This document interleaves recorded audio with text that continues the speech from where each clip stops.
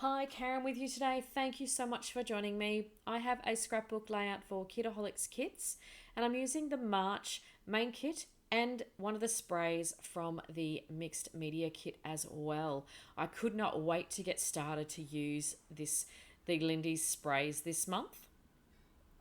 So initially to create this layout, I have grabbed some things from my stash, this brick stencil and my modeling paste, and I'm smushing through just to give myself some lumpy bumpy feel to the background.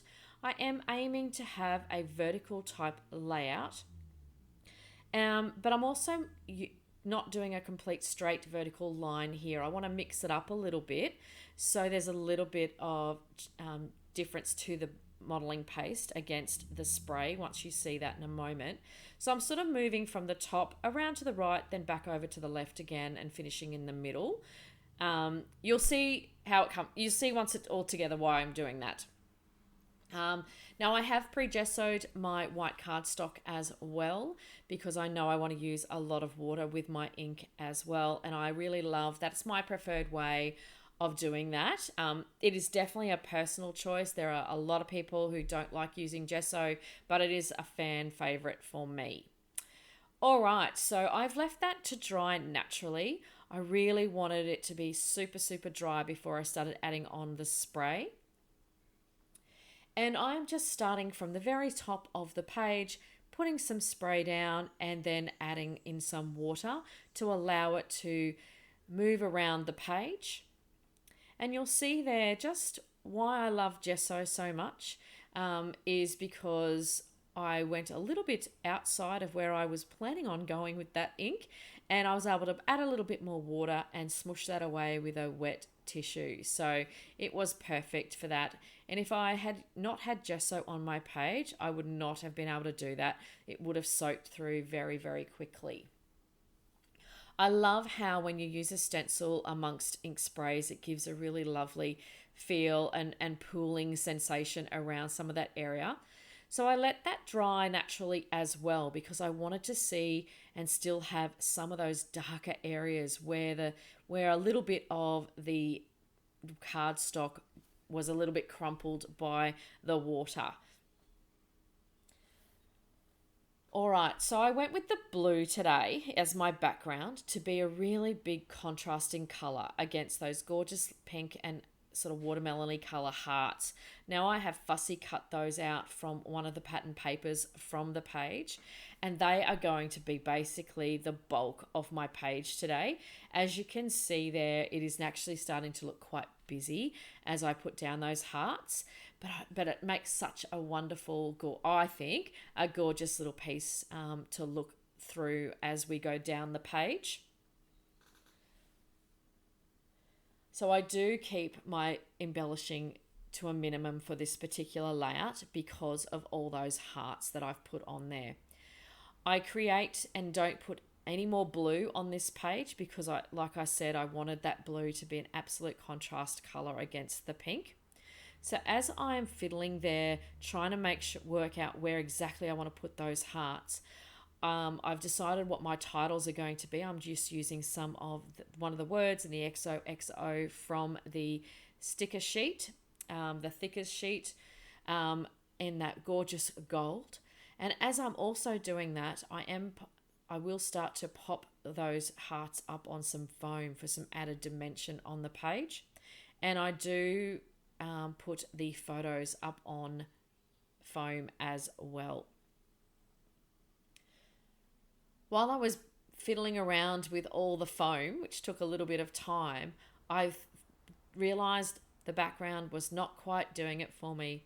And you know what? It was absolutely, if you watch me regularly or you see some of my layouts on Instagram, I use splatters all the time, and it was missing splatters for me. So I'm coming in here with some white Dina Wakley gloss spray. And for this one, I also did dry naturally as well. I say it all the time. The gloss spray from Dina Wakley is acrylic paint, and it will bubble if you use a heat gun over the top of it. Sometimes I like that effect, but I didn't want that for this one, so I do allow that to dry naturally.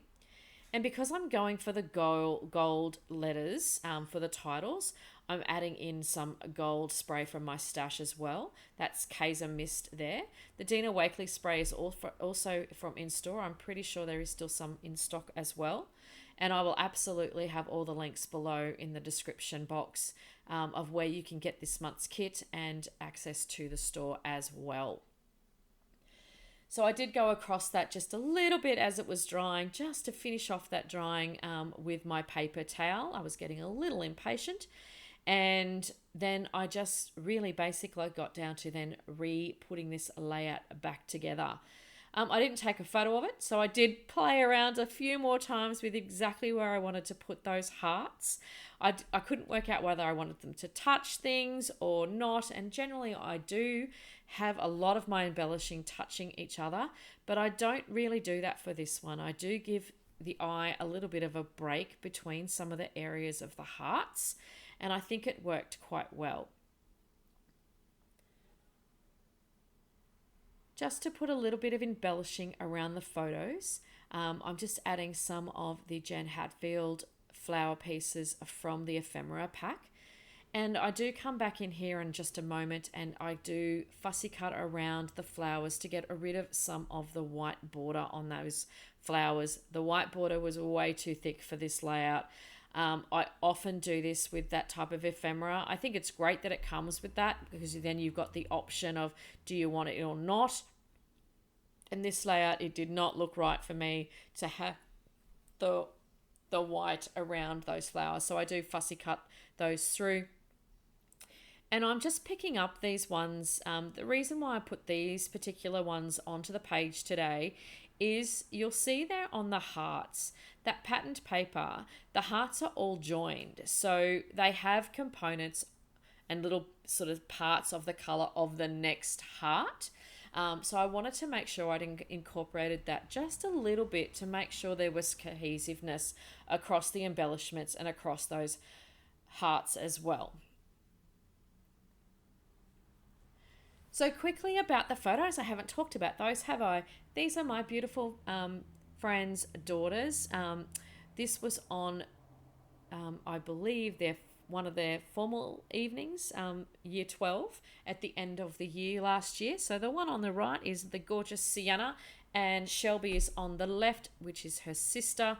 And I absolutely adore these photos. They had some photographers at the formal event and got some family photos as well. And of course, I have absolutely taken those to scrap. I love scrapping these girls. I have known them ever since they were born. And I am extremely proud of both of them. Sienna started university this year, so I am absolutely super proud of her too. Yeah. All right, so to finish off the layout, I also decided I needed a little bit of color around the edges. So you will see in the close-ups of the layout that I have put a border. I used the ledger paper that was part of the kit, and I did gut it actually because I really wanted to use that paper elsewhere, and that is actually what I backed the photos with as well. So you will see that in the close-ups. And I'm just using my T-square ruler there to make sure that that line is straight. Seeing I've got quite a bit of angling going on, I wanted the titles to be straight. So I have some close-ups for you today. And as always, I want to thank you so much for joining me today. I hope you get an opportunity to play with your kit really soon and you share what you're up to in amongst our Facebook groups. And I will see you next time. Bye for now.